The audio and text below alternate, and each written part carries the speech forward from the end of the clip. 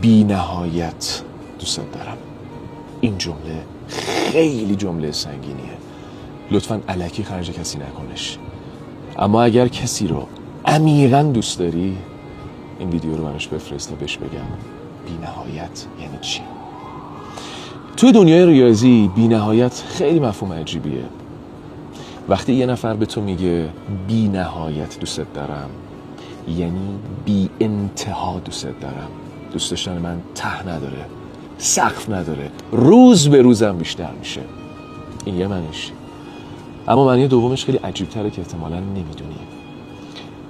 وقتی یه نفر میگه بی نهایت دوست دارم، داره با زبون بی زبونی بهت میگه مغزت تا چقدر رو میتونه تصور کنه، از اون بیشتر دوست دارم، فراتر از تصورت دوست دارم. اصلا یه چیز بگم برو تا تهش. بی